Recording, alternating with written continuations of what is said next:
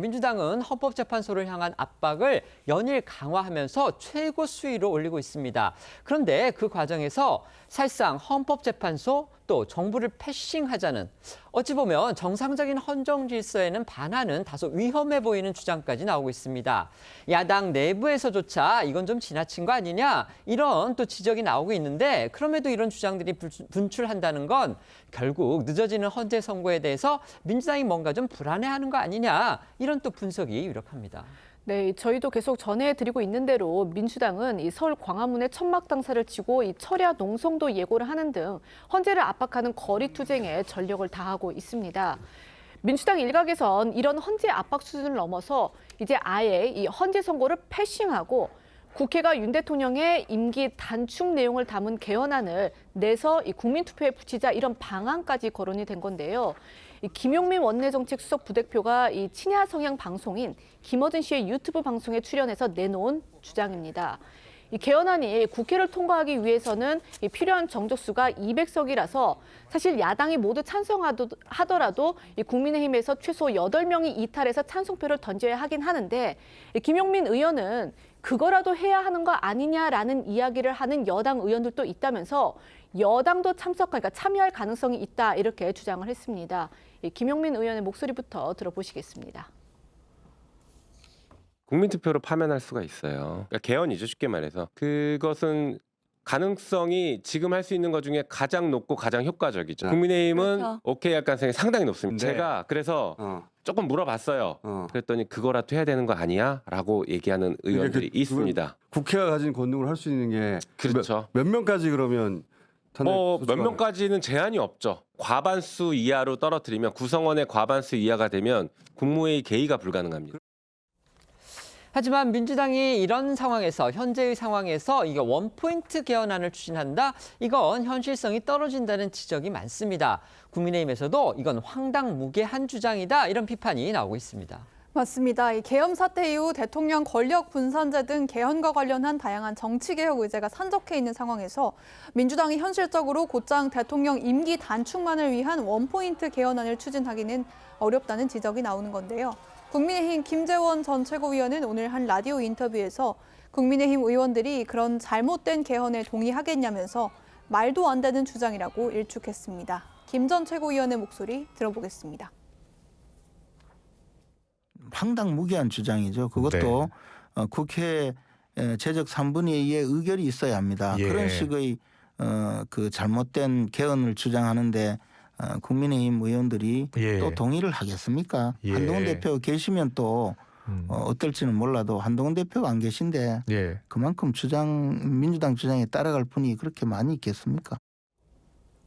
하지만 앞서 들으신 대로요. 김용민 의원 헌재 패싱 발언에 이어서 이 국무위원 줄탄핵을 통한 국무회의 무력화 또 이걸 얘기를 했습니다. 이건 사실상 이제 정부 패싱을 말하는 거죠. 이 역시도 정부의 행정권 무력화 이걸 시도하는 발상이기 때문에 가뜩이나 야당을 향해서 이 무리한 장외 집회 또 헌재 압박 등으로 사실상 내란을 시도하고 있는 건 야당이 아니냐 이렇게 공세를 펴고 있는 여당으로부터 역공을 부르기에 충분해 보입니다. 네, 김용민 원내 정책수석은 국무위원 줄탄핵을 통해 국무회의 구성원이 제적 과반 이하가 되면 국무회의 개의 자체가 불가능하다는 부분을 강조했고요. 김어준 씨는 그렇게 되면 거부권 행사도 안 되고 15일 뒤 국회의장이 법률안 선포를 하게 되는 것이라고 말을 보탰는데요. 실제로 대통령령인 국무회의 규정상 국무회의 구성원 과반이 출석하지 못하면 개의 자체가 불가능해질 수 있고요.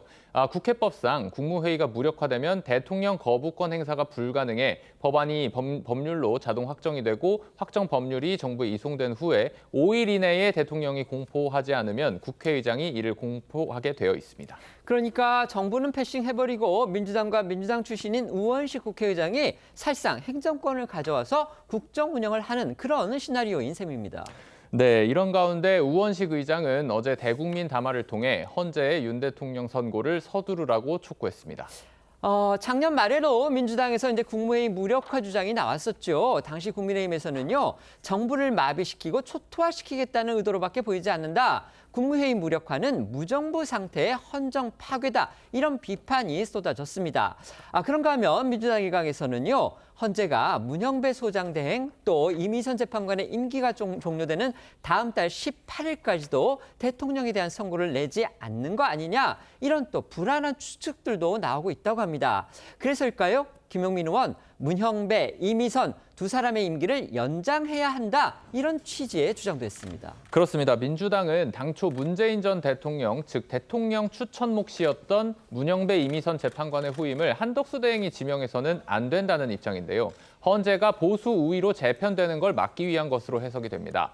하지만 후임 없이 두 사람이 퇴임하면 헌재가 사실상 제 기능을 할 수 없기 때문에 민주당에서는 임기 연장 주장이 분출하고 있는 것으로 보입니다. 김용민 원내 정책수석은 앞서도 전해드린 대로 김어준 씨의 유튜브 방송에서 함께 나온 이 박은정 조국혁신당 의원이 문형배 이미선 재판관의 임기를 연장해야 한다는 취지로 주장을 하자 이에 힘을 보탰고요. 한대행이 두 사람의 후임을 지명해서는 안 된다고 강조했습니다. 또 앞서 복기왕 의원 등 민주당 의원 10명은 헌법재판관의 임기가 만료돼도 후임자가 임명되지 않는 경우에 기존 재판관이 임기 6개월에 한해서 직무를 수행하도록 한다는 내용의 법안을 발의하기도 했는데요. 국민의힘에서는 김승수 의원 등은 이 헌법재판관 후임이 임명되지 않아도 기존 재판관의 임기를 연장할 수 없다는 내용의 헌법재판소법 개정안을 발의하며 맞불을 놨습니다. 그런가 하면 민주당의 비공개 의총에서는요, 일부 헌법재판관의 실명을 짚어가면서 헌재를 압박해야 한다. 그러니까 그 재판관들을 향해서 압박을 해야 한다. 이런 목소리가 또 나왔다고 합니다. 국회 탄핵 소추단장을 맡고 있는 정청래 의원이 나서서 만류할 정도였다고 합니다. 네, 이 중앙일보 보도에 따르면 민주당 서영교 의원이요, 이 그제 열린 비공개 의원총회에서 정형식, 조한창 그리고 김복현 재판관은 실명을 짚어서 몰아붙여야 한다, 이렇게 주장을 했다고 한 건데요.